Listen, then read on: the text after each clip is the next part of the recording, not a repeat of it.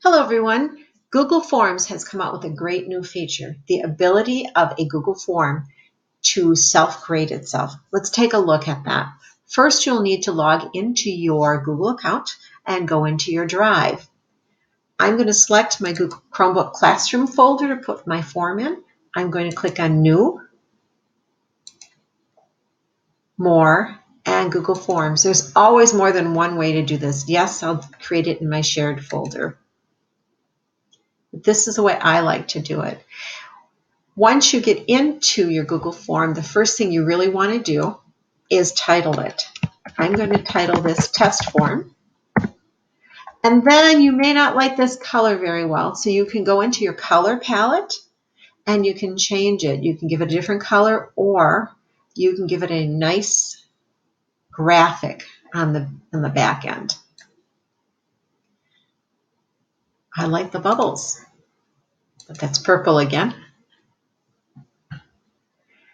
This little cog is your settings cog. Once you click on the setting cogs, it will allow you to actually set up this form. And this is the first thing you want to also do. You can do it later after you've created the form, but this is best to get out of the way. I'm going to restrict it to my domain, which is Manitowoc Public School District users.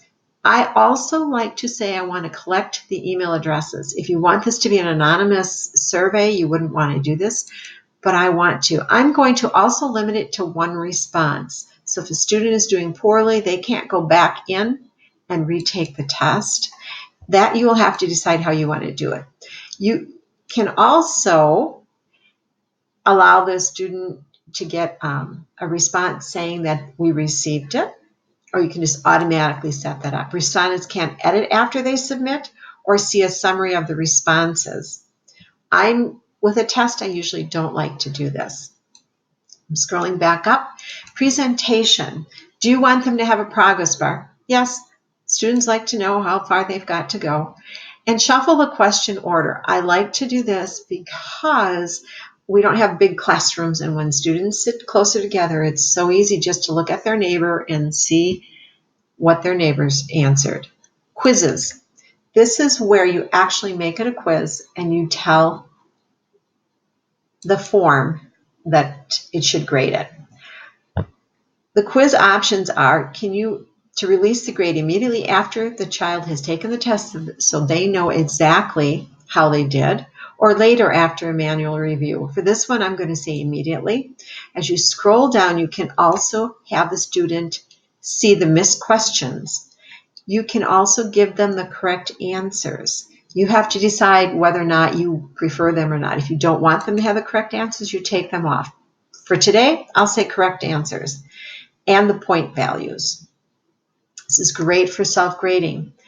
Now we've set this up, we click on save, and we're ready to actually take the test.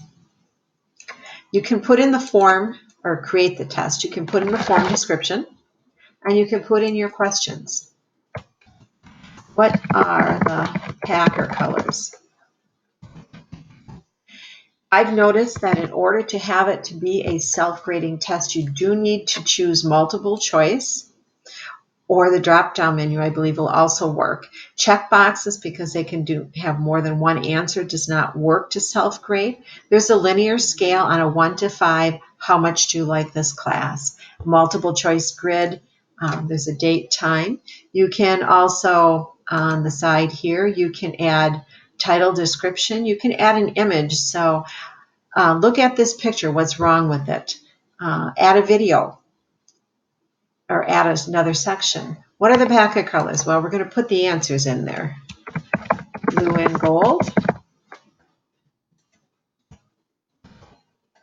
Red and gold.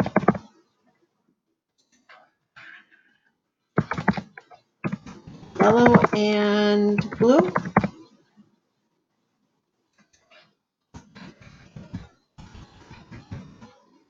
Green and gold. I'm going to click on answer key. I will also say, green and gold. I'm going to give that 5 points. I did forget one thing I wanted to do. I'm going to go back to edit question. I want to make this a required question. And then I'm ready to go on and add another question. What is the color of the sky?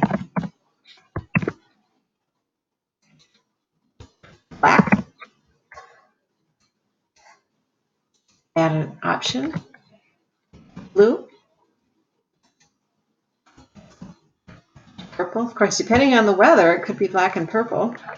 And yellow. I'm going to require a question to be answered. I'm going to select the answer key of blue. I'm going to assign 5 points. And the test is good to go. I'm going to select responses. And this would show me what the responses look like. But since I don't have any, I can also look to see what it would look like from the student point. Right now, I'll actually just take this test. I'm going to say it's yellow because remember this, I checked that it should, and we'll say green and gold. I'm going to submit my responses as a student. This is what they will get. Test form, your response has been recorded. Do you want to review your score? I click on view my score. I got 5 points because I had wrong what color the sky was, and it tells me right away what I've done. If I click back on the form now, as a teacher, I can see my responses. I am going to scroll up and down, and I can see the responses there.